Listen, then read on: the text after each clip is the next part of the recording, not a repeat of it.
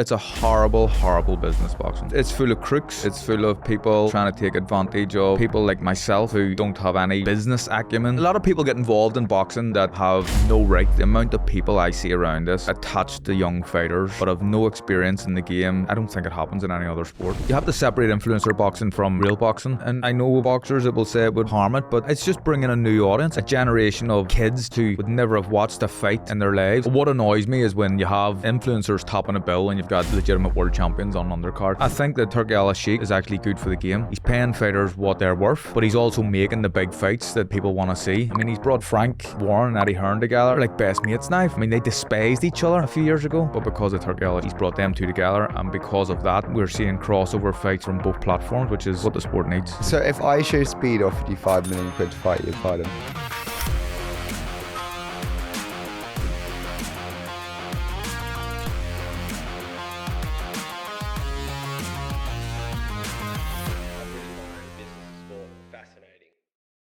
Hello, Business of Sport pals. I know you just want to get on with the show, but there is an exciting announcement to make, and that is that we have just launched our Patreon. This is the chance to get you more involved in the show, in helping us choose our guests, ask some of the questions, get involved in the quickfire round. We want to give you the chance to win some really cool stash, go to some great events. Everything that you think you can't get access to right now, you're going to have in the Patreon, on top of some bonus content from me in an extra time format, revealing what it's really like when we go behind the camera with our guests. So make sure you drop in and see what the Patreon is all about. Now, that is enough from me. Time to get on with the show. Carl, we're so excited to have you in the studio. Thank you so much for joining us today. No problem, boys. My pleasure. Only our second trip into boxing, isn't it? It's exciting. It's quite exciting. Who was the first? Frank Smith. Oh, Frank. Yeah, Frank. Yeah. So he liked darts. He did like darts, but Harry doesn't like darts. I'm not the biggest fan of darts in the world either. Okay. Do you know, it's really interesting that they call themselves sportsmen. Oh, have you seen it? Yeah. I'm really. You don't think so? It's like chess. They're not sportsmen. You can't drink beer and play sport and call yourself a sportsman at the same time. Have you seen cricket? It's true. It's very true. Yeah. It's the only sport where you can legitimately spend half the match on the sidelines having a picnic with your family and still be playing. Snooker. True. Snooker's it's a highly skilled game, as is darts, but I wouldn't say sportsman either. No. I mean, that's an interesting start, isn't it? I think you have to be able to. You have to sweat a little bit in sport to be described as a sport. Yeah. I think. Okay, I mean that's good. We've never actually defined what it takes to be a sportsman. Every bobsledder right now is questioning themselves. Anyway, boxing is a sport, like we're pleased to say, and it's not a niche sport as well. No, it's not a niche sport. About. Yeah. You've had an amazing boxing career. Give everyone just a little bit of context and background into what it is that you achieved. I won a few world titles. I unified a super bantamweight division, which is the 8 stone 10 division, or 122 pounds. It's not very tall, not very big. Difficult for me to make that. And then I moved up a weight and won another division, the featherweight division, and beat a great fighter, a guy called Leo Santa Cruz, who I wasn't supposed to beat, and I think no one in the world apart from me thought I was going to win that fight, but I won it. And along with that, I won Ring Magazine Fight of the Year, which is probably the proudest achievement for me. I mean, I put my name to a list with Muhammad Ali and Sugar Ray Leonard, and I joke about it sometimes. In 30 years' time, when people are looking at the record books, they're going to say, "Who's Carl Frampton?" But I'm on the list anyway, which is nice. You're the first person to bridge 2 weight classes, right, for Northern Ireland. From Northern Ireland, yeah. How was it making those different weights? You mentioned 122 is really hard. I mean, that's light. Yeah, right? Yeah. What do you have to go through? It was so difficult for me. I used to live off a kind of a paleo diet, caveman diet they called it then as well. Some people can't perform off that and training and stuff when they're sparring. Very, very low carbs. I mean, I used to get excited about a bowl of porridge on a Sunday morning. That was my carbs for the week. So it was difficult to make the weight. High fat, high protein, low carbs. But I had to be really, really shredded to get my body down to 8 stone 10. Kind of 3% body fat, something like that. Did you do like the sweat training? You know, the sweat suits? Yeah. And, yeah. I see boxers doing that, like way out from weigh-in, but I don't see a point in that because all you're just losing water. So it's fake, really. It's fake weight. But I used to do that as I get a little bit closer to the weigh-in. And then the day, not meant to do this, the British Boxing Board of Control don't allow you to do this, but everybody does it. I was in saunas and wearing sweatsuits kind of 2 hours prior to the weigh-in just to try and get the remainder of the weight off. Wow. Does it change the type of training that you do in the build up to a fight when you have to make a weight class and it's less than you would normally be? Yeah, the training does change. I mean, you're trying to do as the fight gets closer, so say from a week out, you're doing very little training. So at that stage, you're trying to conserve energy because it's a hard game and you don't want to pick up an injury or a niggle. So from about 6 days away from the weigh-in, I'm probably not training or doing very, very little, but not eating, pretty much not eating or eating tiny amounts of food. But the build-up prior to that, it's intense. It's really, really intense. So what do you eat before a fight then? Because you then starve yourself. Yeah. And then as you get closer to the fight, you suddenly start carb loading? So as after the weigh-in, you would carb load straight after the weigh-in. Do you have like a favourite meal? Nah.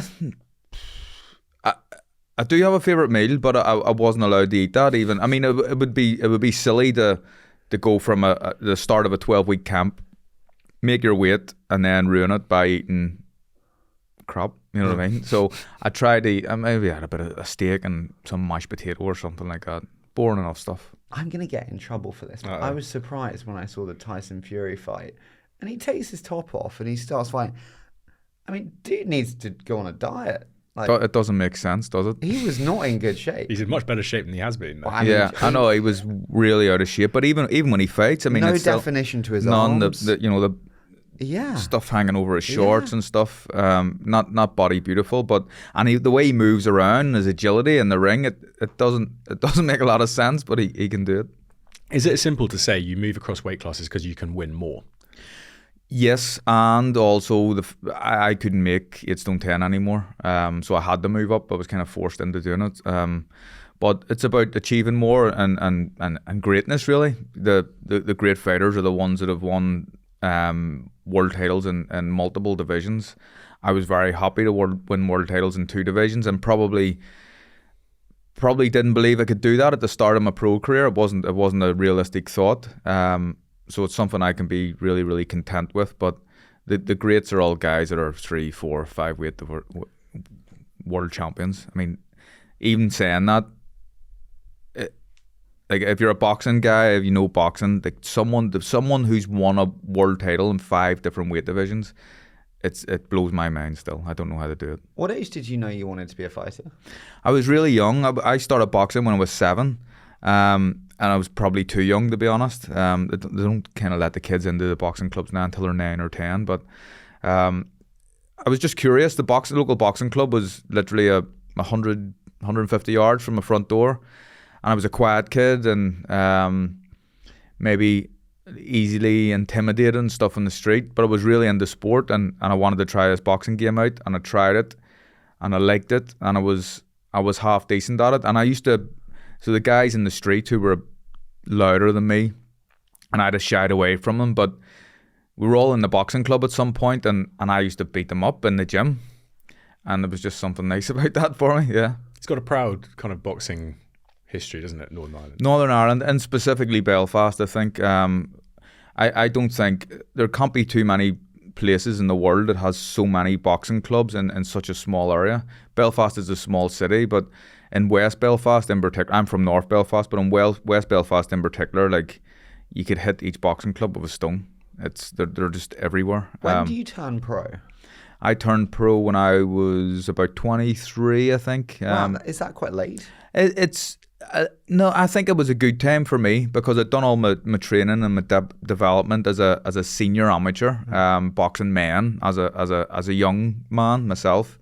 And I think it's quite important. I think there is guys with a lot of talent and they jump ship and they turn pro too early, and they haven't got their man strength and they maybe haven't improved completely as they can as a fighter. And I think sometimes people get it wrong and do it a little bit too early. But I think I had the right balance. When did you first get paid? What was it? So my signing on fee, I was a decent amateur, right? So there was a few different promoters floating about and interested in me. I was skint. I had no money. I was on the Irish high performance team, so I was a number one fighter in Ireland as an amateur at my weight division, but I wasn't getting a grant like everyone else does because the cycle starts at the start of each year, and I'd won it in kind of February, so I was going to have to wait to the end of the year before I received any money. But so the first payment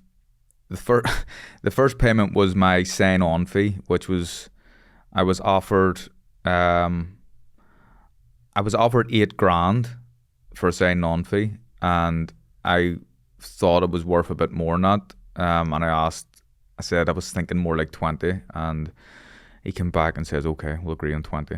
But really? the purses were small. They were $1,000 a round, so $4,000 a fight at the start, 4-round fights. I was getting $4,000. But to me at that time when I was skint, I was calling myself the money man, you know what I mean? I was loving life, spending everything. Some of these journeymen, stuff coming in from South America or places in Europe, that they're coming in as opponents to lose to local fighters. They'd be coming away with 500 quid for a 4-round fight or maybe a 6-round fight. And there's agents involved, and the agents will be taking a lot more money than the fighters are getting. It's a horrible business, boxing. What would you pause on that? Why is it a horrible business? It's full of crooks. It's full of people trying to take advantage of people like myself who don't have any really sort of a business acumen. And the crooks are agents or who? Well, managers. Yeah, a lot of people get involved in boxing that have like no right to be involved in boxing. It's like the Wild West. The amount of people I see around this game attached to young fighters, but have no experience in the game. I don't know who they are, where they've came from. It's like I don't think it happens in any other sport. And just specifically, what is it that they do that is wrong? They're trying to get a few quid for themselves. So in what ways does I'm so sorry for being specific, I just don't really don't understand. So managers, your manager as a fighter, you're meant to pay your manager, right? But the manager does the deal with the promoter to get the wages. So a lot of times there's side deals going on. The manager already has an extra deal with the promoter, but then the manager's taking a cut out of the fighter's purse as well. But it's... And you don't know about it? Well, you should, but sometimes you don't. Yeah. And at what did you have that happen to you? Yeah. What did you do? Well, I had a quite a long court process with my former manager, Mr. Barry McGuigan, and not allowed to say. No one can say they won the court case, but I can say I'm very happy with the settlement. It was settled in the end out of court, but it was a long process. We were in court. I think there might have been maybe 3 weeks of court. Horrible experience. Is that because you discover things that have gone on and then you're reacting to it? Initially, what I discovered was that the taxman, I was in camp in London getting ready for a fight, and someone from HMRC comes up to my house. My wife answers the door with our young son on her hip, and someone is looking 397 grand in unpaid VAT. And me, I was a director of Cyclone Promotions as well. That's a bit of a long story going into, but I was a director, and I was the only person that they could find. And that it was specifically at that point where I was saying, I'm never going to fight for these guys again. You're a really promising young fighter. How old are you when you get the first people around you trying to, I guess, capitalise on the success in the ways that you've just described? Well, at the start I had good people around me. My old amateur coach, a guy called Billy McKee, literally would never have taken a penny off me for anything. That actually would give me money for trips and stuff as an amateur. Really looked after me.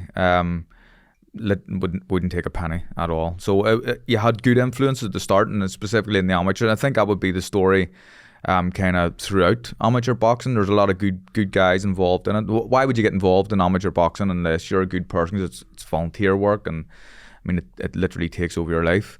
But Yeah, when you get into the pro game, it's almost you have to separate amateur boxing and professional boxing. They're like almost like two different sports. With the increasing prominence of professional boxing and it being a main sport for sure in every way, do you see the professionalization of the industry where there is less Wild West cowboys or more because there is more money? Ooh, I don't know. I mean, if you go back to the 60s, like the mob were running boxing in America, so I don't think it's as bad as it was in the 60s, but I still think that it is a bit like the Wild West, and there is so many people that can get involved in this game and have prominence in it without having any sort of experience. But it's a game full of young, naive men a lot of the time, especially when they're turning pro, and they are easy to take advantage of. So I imagine people see this sport, if that's your mindset, and that's, if you're a bit of a con man or whatever, boxing's an easy sport to get into. But this is huge business now, right? Massive. The sport, and when you were fighting, increasingly so now. Is it enough to just be a great fighter? Or do you need to have a brand built around you to take you to that next level? I think you need to have something around you, a bit of a brand to take you to the next level. There's very few fighters who don't have or are classed, what you would class as boring, that get the big purses and the big paydays and stuff. So I think it's all about the brand, really. Alexander Usyk, I mean, unbelievable fighter. I think he should be spoken as one of the fighters, well, the fighter of a generation, but one of the best fighters that's ever lived.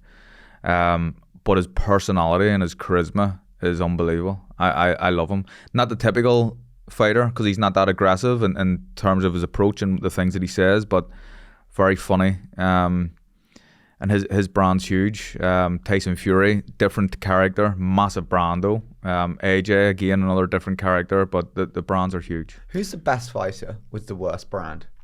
There's a kid called Shakur Stevenson at the minute. He's unbelievable. I don't think he'll ever get beaten in his career. Me and him nearly fought. There was a talk of me and him actually fighting. If I had won my last fight, which I didn't, then the next fight was meant to be Shakur. I'm kind of glad that it wasn't, but he's so boring. I mean, he's a nice kid and he speaks okay, but in terms of his fighting style, very, very boring. And then the brand isn't that great either, but he's earning big paydays and stuff now. Who's a fighter that has done far better, should we say, than their talent, because they've maybe had a personality? There's been more to them than just what they've done in the ring, and I don't mean that in a negative way. That's a skill in I would say, and I don't want to be disrespectful to anybody, or I would say Derek Chisora. Yeah. Derek can fight, and he's a decent fighter, but the fan base that Derek gets still at this age and this far on in his journey, and with this many defeats, is incredible. So, and again, he's a completely different. He's not wholesome in any sense of the imagination, but people love Derek. The fights, I find it amazing when you look at a top boxer as a sports person, because a loss to a top boxer is really, really not a good thing. And they don't happen very often to the best, sometimes never. For you, you had just over 30 fights and I think 3 losses. 3 losses, yeah. How do you deal with those losses when you're so used to winning? Yeah, well, the first loss was very difficult. I'd lost to a guy called Leo Santa Cruz, who had beaten in the previous fight. So it was hard. And you know that old saying that you know who your friends are after a defeat. Literally, that's what I found out, that people had actually... What do you do that night and the next morning? I went and got pissed that night. Really? Yeah, really badly drunk, and struggled to get to the airport the next morning. But like Joe's side, is it like, you know what, in 24 hours I'm going to get over it and I'm back in camp, or is it actually like depression? No, yeah, well, I wouldn't say I was depressed. It was very, very down though. I just lost my first fight in a number of years. I hadn't lost since it was an amateur. Is your pay impacted? No. It can be, but for me, it wasn't, because I had beaten the guy already, Leo. Then he beat me, but both fights were really good fights, like voted for fight of the year contenders, and they both were very close fights. So the pay it wasn't impacted that much. Can I ask, how much do you get paid when you beat him the first time? I got paid $1.5 million but it should have been more. And I didn't find that out until after the court case. I'm lucky to get that sort of money, especially now that the Saudi involvement is different now with the fights that's going on in Saudi Arabia. But do you get paid more the second time? I did. Well, I was meant to, but yeah, didn't happen. It's often used as a reason the biggest fights don't happen. Is it can't be negotiated, where the splits between the purses are just too far apart, or not what an individual fighter wants. Yeah. Is that true, or are there often other reasons? No, that's one of the reasons. I think there's a bit of principle involved as well. And I even come back to my own fight. I fought a guy called Scott Quigg who wasn't very marketable. Nice guy, but like wouldn't be the sharpest tool in the box or anything. But I remember at the time I was a world champion, and he wasn't. Well, he was. He won a regular title and then was upgraded by the governing body without fighting and all this nonsense, really. So he was able to call himself a world champion, but I was kind of the real world champion. He wasn't. So they were classing it as a unification fight of 2 world titles, and they wanted the split to be 50-50, even though I was the bigger name, the bigger draw, by far and away the biggest ticket seller.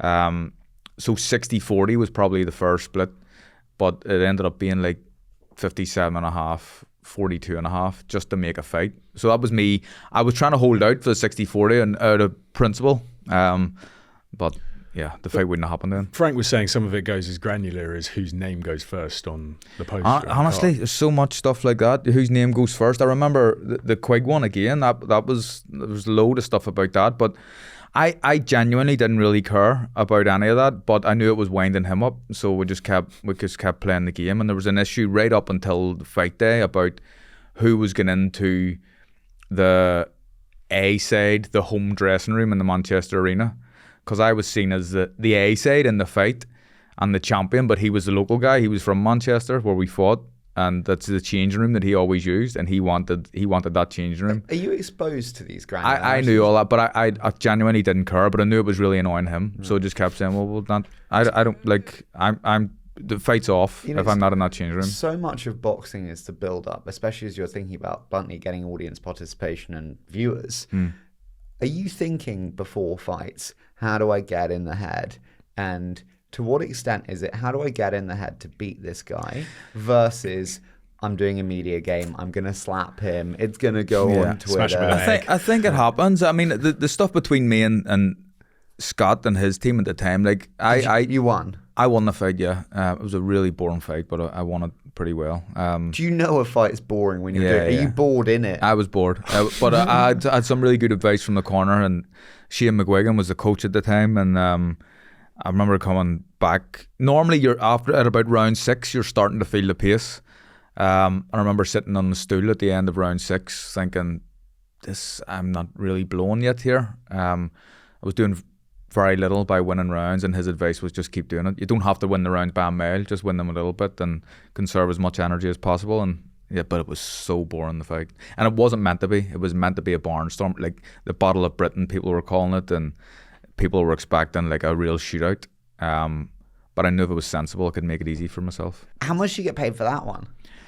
I was a pay-per-view fight. I don't know exactly, but it was over £1 million sterling for that one. And I'm very lucky because in my weight division, normally the guys don't get them sort of paydays, so I'm lucky in that sense. But it was because of the draw, and I was a big ticket seller. Why is that? Why is, should we say, lighter weight boxing not had the same or hit the same heights as the heavyweight? Is it as simple as going just because of the size? Pretty much. People want to see blood and guts, and they want to see big guys just getting sparked out and lying unconscious on the ground, and it can happen in the smaller divisions. I'm not just saying this because I'm a smaller guy, but it's much more exciting watching 2 featherweights going at it with high skill level and knockout power as well, and more speed in the heavyweights, more punch output. For me, it's a lot more exciting. Well, there's a Mayweather kind of the Pacquiao stuff. Yeah, right? all that was that. what really brought it through. Absolutely. For a lot of people. And even before that, I mean, you go to Ray Leonard and Duran and stuff. Duran was a lightweight. And then he went up the divisions, obviously, as all the greats do. But are you told by promoters, like, spark up interest, in the weigh-ins, butt heads, come on guys, give us some theatre?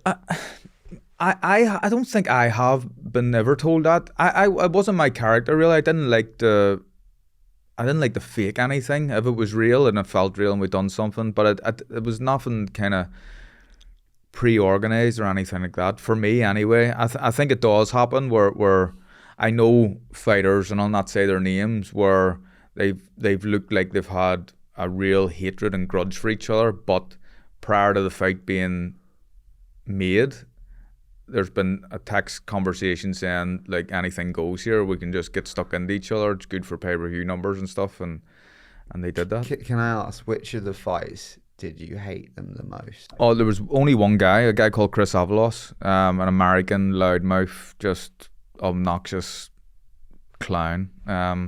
Did you win? Yeah, I knocked him out in round 5, but I wished the referee, he was kind of out on his feet in front of me, and the referee done a really good job and saving him, like jumped in at the right time.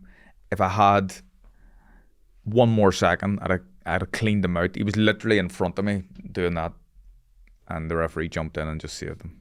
And did you have any where you were like, oh God, I don't want to hit Simon, he's a really nice bloke? No, I mean I fought. That was easy. Yeah, I've fought with friends though. I've fought friends, and I've fought people that I'm still friends with, but they're trying to do the same. They're trying to knock you out. They're trying to win. Everybody wants to win, don't they? And that's normal. But yeah, I've actually fought a few. I mean, I fought my best man at my wedding. I fought him 4 times in the amateurs. Wow. Yeah. Fucking hell. Must give you a shit speech. Yeah, well, or a great one.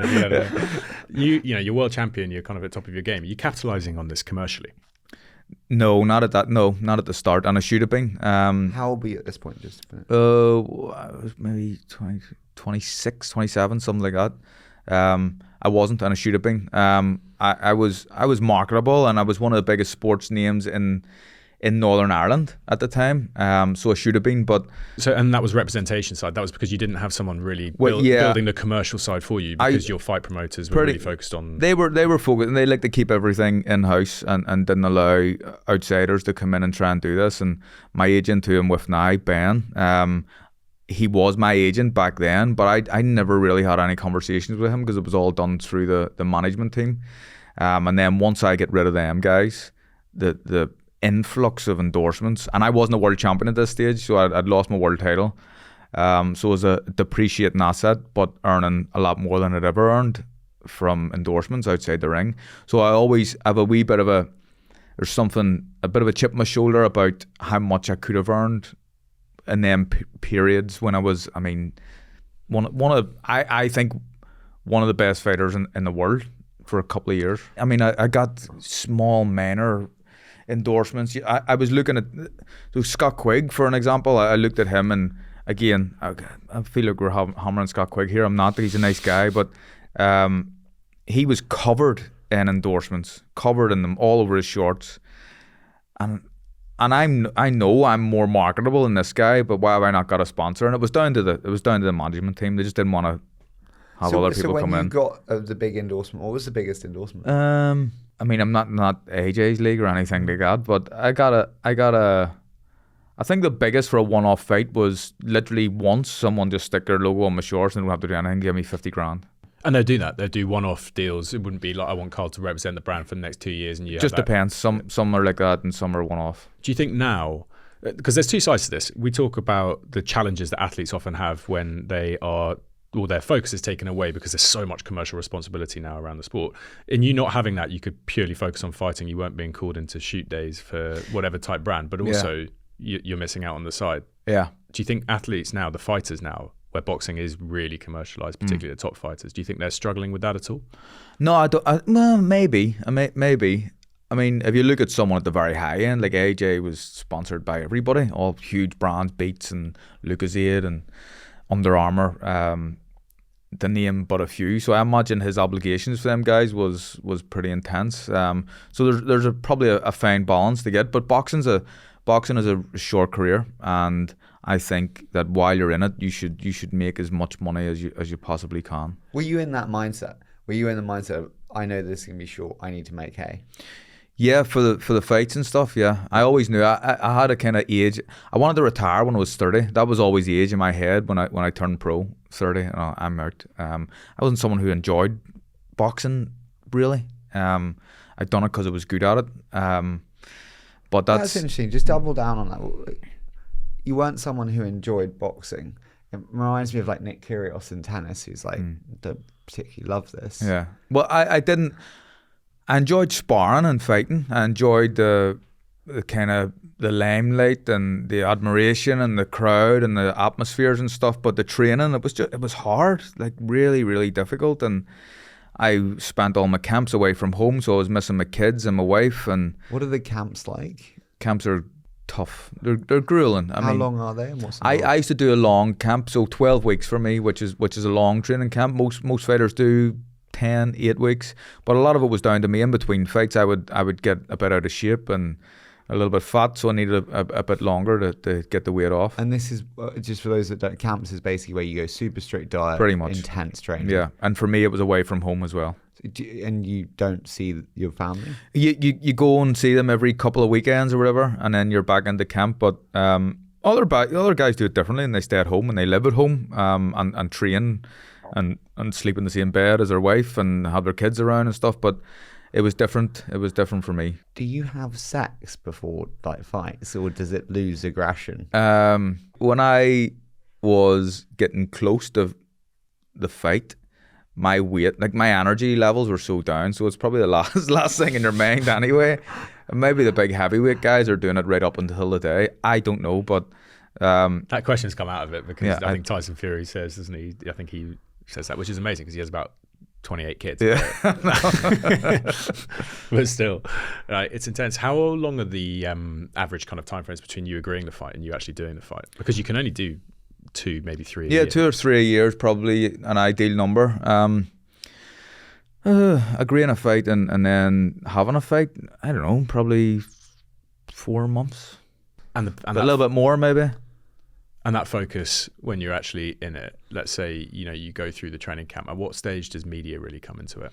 The media comes into it normally at the start when the fight's announced, and then there's a few media obligations around that, and then towards the end of fight week, and that's when it's difficult, when you're not eating, when you're getting narky with people, you're getting easily annoyed with things, and you have to do your media obligations as well. And there's a little bit in the middle, but it's normally at the start and the end. But before we continue with the show, we want to take an opportunity to thank our sponsor for the show, Revolut Business, the account designed to add efficiency to your business finances.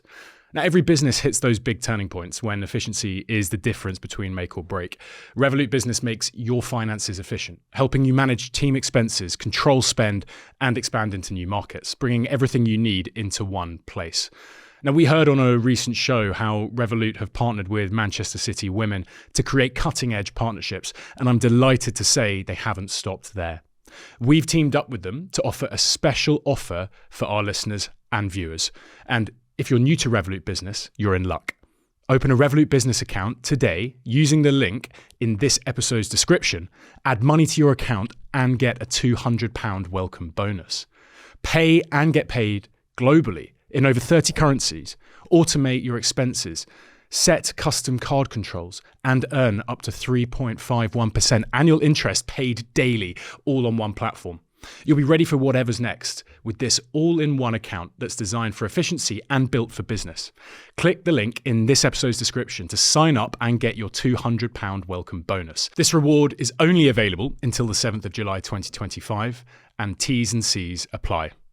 Now, back to the show. You talked about you talked about short career there. Something that you have spoken about recently is health and the challenges of boxing on what it actually does to you in your body. How do you embrace those challenges as a fighter? And I guess to everyone who participates in the sport. Yeah, well, it's a sport where you get punched in the head for a living, so it's not good for you. And I done it for a long time, so I've made this statement recently, and I can't remember who I was talking to, but I've said that I will get dementia probably. I'd be very lucky not to get it at some point in my life, but I just hope I'm 80 and not 50 when I get it, I'm actually doing some tests at the minute, yearly tests with a neuropsychologist, and it's like kind of cognitive testing to see if there's been any decline, and So far, so good. There hasn't been. Do you think we will have boxing as a sport in 10 years? When you look at the studies around the damages that heading a football does,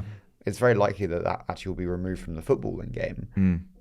Boxing seems insane. I get it as well. And that's, I mean, people, you hear about the old footballers having dementia just from heading the heavier balls in them days and stuff. But, you know, it's 4 or 5 headers a game, maybe, depending on your position. We were getting punched in the head and for a full fight of 12 rounds, potentially. But it's a training camp. It's the rounds of sparring you do in the gym. That's where all the damage is done. I do think boxing's still going to be around in 10 years. And, I mean, there's more, especially amateur boxing. Amateur boxing's a safe sport. And, you know, big safe gloves and head guards the kids wear. The referees jump in if a kid gets, you know, a punch that knocks his head back. A lot of times the referees just stop a fight straight away. So it's very safe, and not very safe, safer than people think it is. And I think that there's more good done from amateur boxing and amateur boxing clubs than bad. Is there anything that professional organisations, associations, regulators can do to mitigate some of that risk without taking away what most people tune in for, the appeal of boxing, that we don't currently do now? I think that like I said, most of the damage is done in the gym. So more so than the governing bodies or the regulators doing anything, I think it has to be down to the coaches and how much they allow their fighters to spar and with who they allow them to spar with. I used to spar way too many rounds. Like, this may not sound much used, but 220 rounds for a camp I done for Scott Quigg, sparring with guys who were bigger than me, majority of them anyway, maybe 4 weight divisions above me. And at the time, I think it's macho that I can stand up to these big guys, but it's just trauma to your head and it's stupid. But when you're a young, naive kid, I just think I'm tough. Can I ask, you mentioned like 2 to 3 fights here optimal. Say you do $1 million, $1.5 million from each fight. Great. So we got 3 there. What was the biggest year of earning for you? So I fought Quigg, and that again Quigg in the unification fight, and then I moved up and fought Leo Santa Cruz. So that one was at the back end of 2000 Quigg was 2016 at the start. Leo Santa Cruz was in the middle of 2016, the start of 2017. So then a full year was Leo Santa Cruz again. So that period was probably the most. So we have, say, like 3 there, and then what does the endorsements and every other thing look like? Is that another 3, or is that like 1? No, it's not. Well, for me, it wasn't close to millions. Like if you're doing for a big fight, if you're coming away with, I don't know, an endorsement, 100 grand over a few different, then you're okay. Quite well. And I get, you never lent into the social media Lucozade. Oh, I would have if they asked me, but I wasn't the most appealing guy in the world for them. When you have someone like AJ, who's as good looking as he is and as big as he is and speaks as well as he is and everything else. But I mean, if Lucozade wanted to give me a sponsor, I'd have happily taken it. But you got big financial success still, right? In terms of sport, in terms of life. Is anyone helping you manage that money? Is anyone helping you decide how to do that to make it last as long as you can? Because as you said, your career is short. Yeah, well, I've got some investments, and I've got a few quid put away, and I think I'm going to be safe for quite a while, and my kids and stuff have a bit of security for quite a while. So I'm one of the lucky ones. I really am. But I'm again young, naive boxer. I've spoken about that. I was one of them guys, and I was very trusting of people, and there was a few outsiders come in and tried to pull a few strokes. And what do you think we should do for young boxers who are suddenly earning a lot of money and are thrust into a new financial world? What should you do? I would say, I would always say have a good solicitor, a good legal team, genuinely, because there's so many contracts and stuff to be signed and things going on in boxing, and someone independent of your managerial team as well. And that was an issue for me. Everything was in-house. I had the same accountant as my manager, the first manager that I fell out with, and it was all a bit too close. A bit too tied in. So have independent advice of someone that you can trust as well. That's important, and there's not too many in the boxing game that you can. You've done a huge amount since you retired, right? And a huge amount of it now is in the media. which is really interesting because we've seen such a development in, I say boxing as a sport, but with part of this, which we'll talk about, influencer boxing, these kind of different factions of a sport coming up. Riyadh season also into it. Yeah. What do you think is, I guess let's talk about the Riyadh side. What do you think is the real benefit of, should we say, the Saudi influence in boxing now coming in and trying to do what they're doing with the product? Well, the real benefit to the fighters is the money, and Is how it much. way more? Yeah, it's a lot more. It's a lot more, and there's guys that wouldn't have made a fraction of what they're earning now being involved with Saudi fights. But I think that the Turki Al Sheikh is actually good for the game. He's paying fighters what they're worth. But he's also making the big fights that people want to see. And he literally, because he's got so much money, and this is the thing, boxers will fight, I think. Boxers will always fight if they're being rewarded for it and paid handsomely for it and fairly. And he's giving them what they want, but he just kind of picks out two of the top guys in the division. They're with different broadcasters, different promoters. Before he got involved, a fight would never have happened. They all want to just keep everything in-house. But he's got so much money, he can do what he wants. And I mean, he's brought Frank Warren and Eddie Hearn together, and they're like best mates now. Frank and Eddie, it's great to see. But they despised each other a few years ago. But because of Turki Al Sheikh, he's brought them two together, and because of that, we're seeing crossover fights from both platforms, which is what the sport needs. Would this environment now have changed how you approached your career?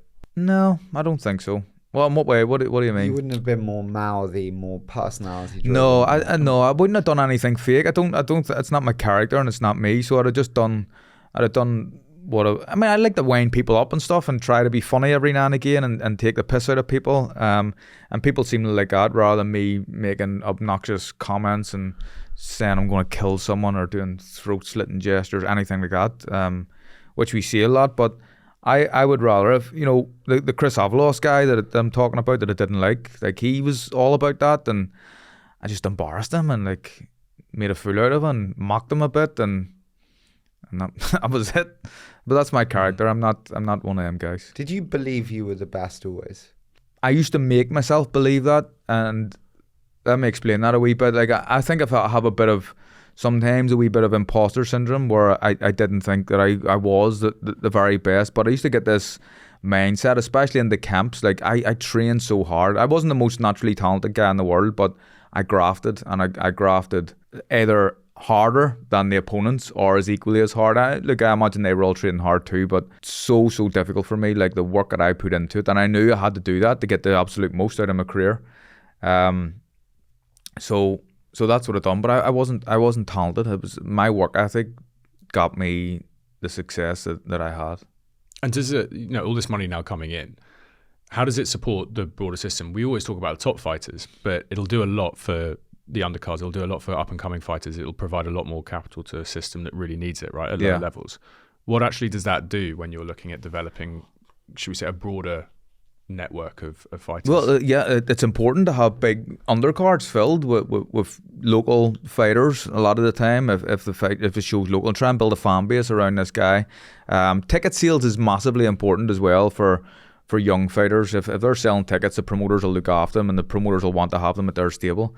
But my fights when I fought in Belfast, it always gave the opportunity for the local guys to fight on my undercard, which was great, because they wouldn't have got on the big shows in England or the US or wherever, just because they're not recognisable. But because it's in Belfast, it gives them an opportunity. And it worked out like that for me. I fought in a guy called Paul McCluskey, his undercards, and it was a great kind of just the ability to be able to showcase your talents to your home fans. But then because it's televised, people mainland UK and further afield can move into influencer boxing type thing, right?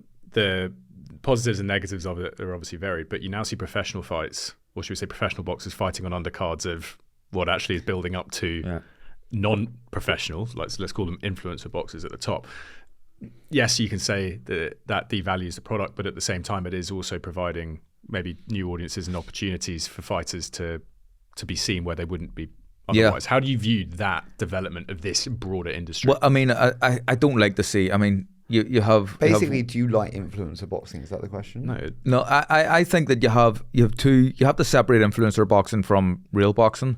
Well, what annoys me is when you have influencers topping a bill and you've got legitimate world champions on undercard.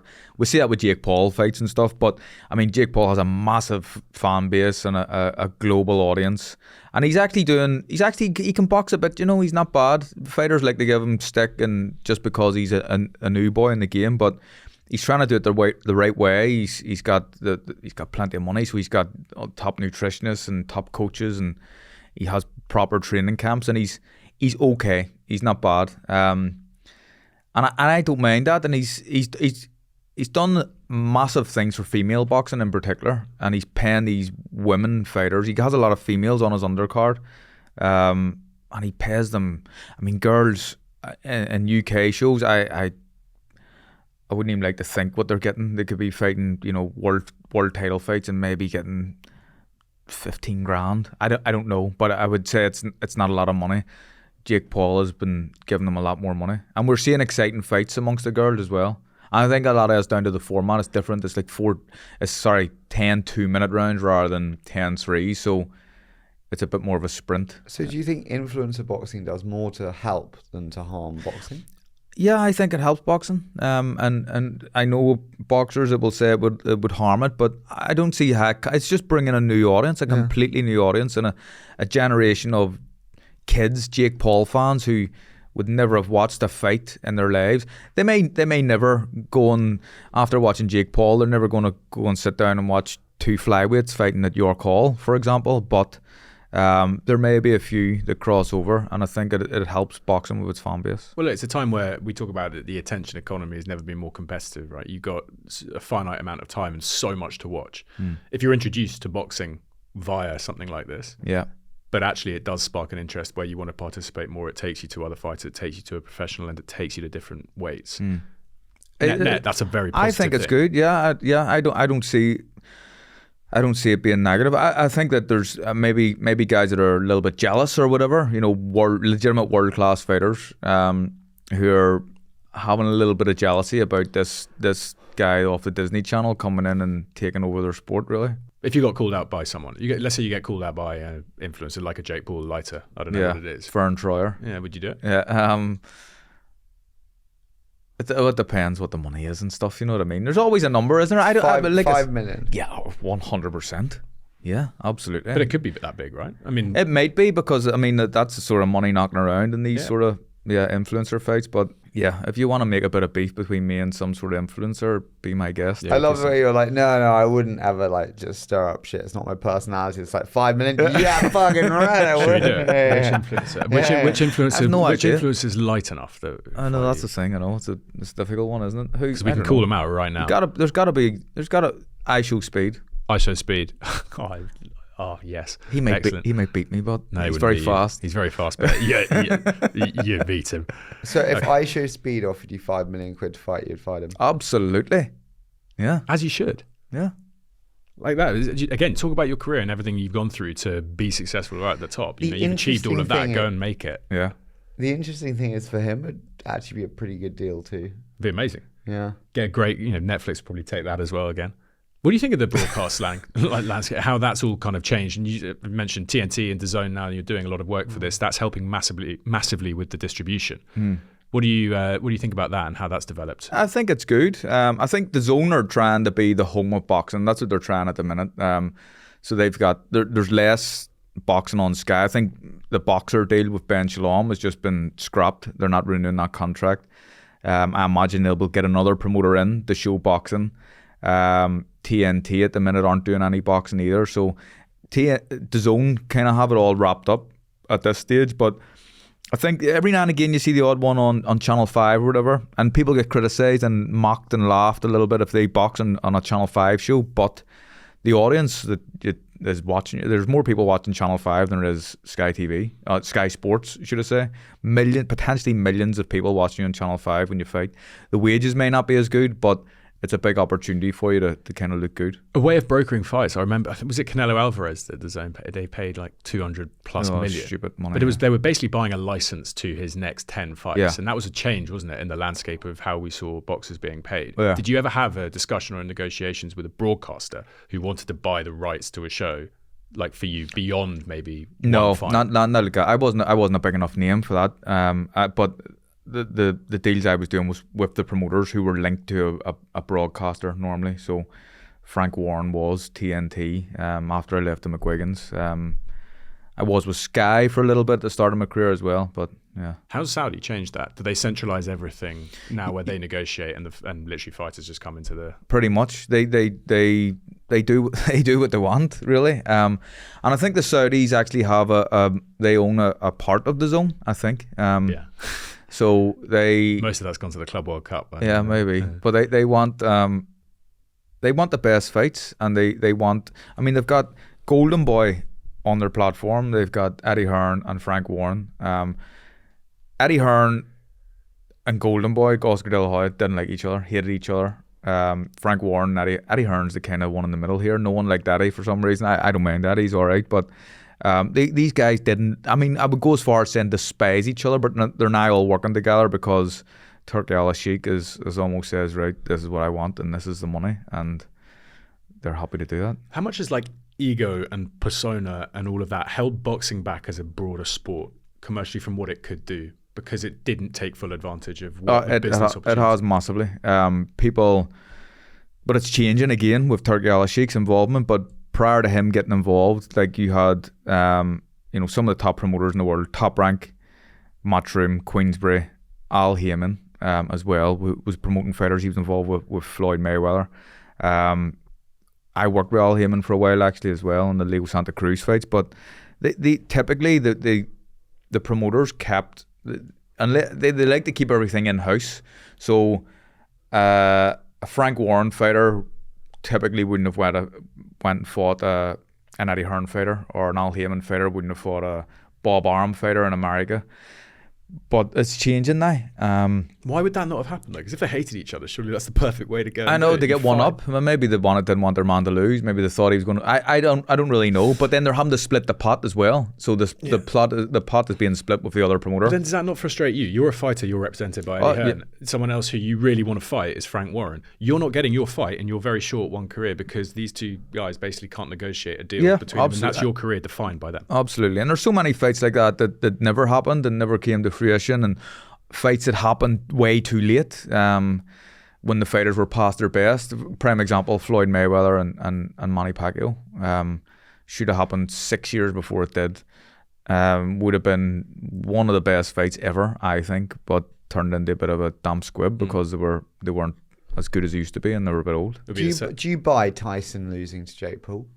Yeah. He looked so old. I actually think Jake Paul held him up a bit, like kind of could have got rid of the great Mike Tyson, which would have been such a shame. I mean, but Mike Tyson's a nearly 60-year-old man with sciatica, and he smokes a lot of weed. It's just, that's the way it is. That's the truth. And is commentating a good business? Yeah.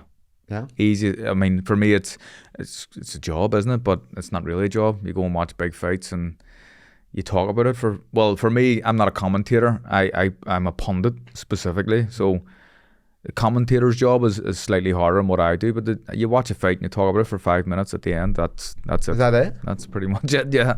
But it's competitive, right? Like lots of people want to do this, so you got to be good. You got to be good, and you got to be honest, and that's what I am. And I think that's why I get decent feedback on when I'm working on TV, and I have been a pundit. The feedback's normally okay.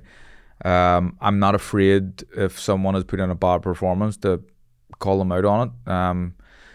But equally, if you've done well, I'll say that too. Like I'm not trying to be like a Roy Keane or anything like that, and trying to really hammer people. But I've fallen out with a few fighters and a few friends of mine as well, just because I know that they haven't performed at the level they can. When you retired, did you have any issues acclimatizing to a new way of life? I was looking out at the end. So going into my last fight, the plan was to win the fight and then retire. So it was a fight for to try and win a world title in the 3rd weight division, and it didn't work out. I got beat pretty convincingly actually. But when you're getting beaten, you're like, oh fuck. Yeah, it was a hard one. That because actually like. I prepared really well in preparation for that, like sparred brilliantly, hardly lost a round of sparring, I don't think, with good sparring partners. And I was getting in like ready to win this fight and thinking I was going to win it. And I remember sitting down on the stool at the end of round 1 and thinking, it's going to be a really hard night. I'm not as good as I used to be. And it was a horrible feeling. So was that decision made literally then overnight? No, but the decision was made before. So going in, but I didn't want to speak about it. I didn't want to, because it sounds a bit negative, doesn't it? If you're talking about retirement, going into a fight. But the plan was to win this world title in my 3rd weight division, and go down as, you would have to say then, Ireland's greatest fighter, because it'd be the only one from the island of Ireland that's won world titles in 3 divisions. So that's what I was aiming for. I was just a stretch too far. Why do fighters retire and then come back and then retire and come back? You know, Tyson Fury's doing it 5 times. I think people get a little bit sick of that, to be honest, the Fury stuff, whether he's continuing on or not. I have a feeling he is going to fight on. Yeah. I think the vast majority of people would agree with that, but it gets a little bit boring when you're in and out of retirement all the time. But when guys have kind of long layoffs, a lot of the time it can be down to money, and they're skint and they've spent and blew Do all a the lot money. of guys blow a lot of money? I think so. I mean, boxing's filled with them sort of stories, with people who were once multi-millionaires having not a thing. I mean, Mike Tyson, prime example, that he's got money now, but thanks Netflix. Yeah, thanks Netflix. But for a while, he was skint, and there was a guy who was earning $20 million a fight. Do you see any difference in the guys who are married or in long-term relationships versus those that are single? Yeah.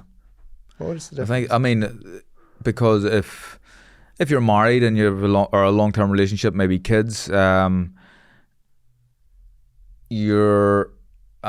obviously you've got responsibilities at home, but fighters, if you've got a bit of a platform and if you're a good-looking boy who can talk the part and is single, there's women that you like throwing themselves at you, I imagine, for the good-looking boys. Someone with a bit of, I hate the word celebrity, but a bit of a limelight or profile, it could be dangerous. I don't want to shoehorn this in at the end, but I wanted to ask it, and that's the judging side of it. You know, there's been lots of controversies recently around it. Officiating across sport has become far less subjective and more driven by technology. I've seen a couple of things in boxing which look quite cool, where it's doing data driven by impacts. How do you view the whole judging situation with the broader sport? I don't. Well, I think something needs to be done about it, and there's too many decisions that are incorrect. But I don't know how to change it. I don't know how to change the scoring system. I think that the 10-9 scoring system, which it is at the minute, winner of the round gets 10, loser gets 9, is probably as good as it can be. But a lot of it's down to, in my opinion, either incompetence from the judges or corruption. You're looking at a fight and you've seen a judge give it to someone who clearly hasn't won the fight.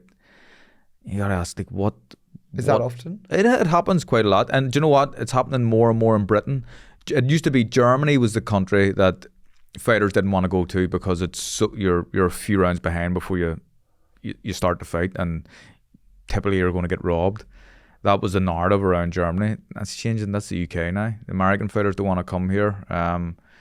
People don't want to come to the UK because of judging. Now we have some very good judges in the UK.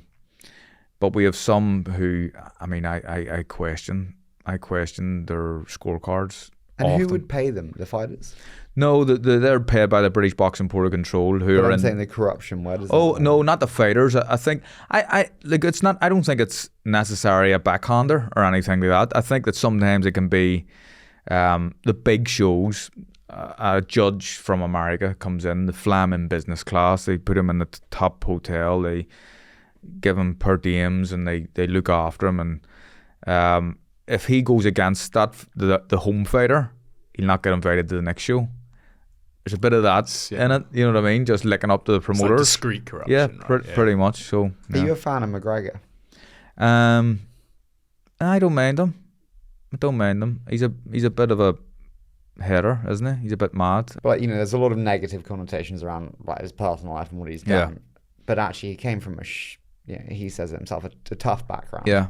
And I guess there's kids on those streets going, I want to be Colin McGregor. Yeah, absolutely. And it's an inspirational story, isn't it? Like where he's came from. But like whether you like his personality and the things that he says or not, that's a different thing. But you can't admire the man from coming from where he came from to making the money and the limelight and getting the attention that he's getting.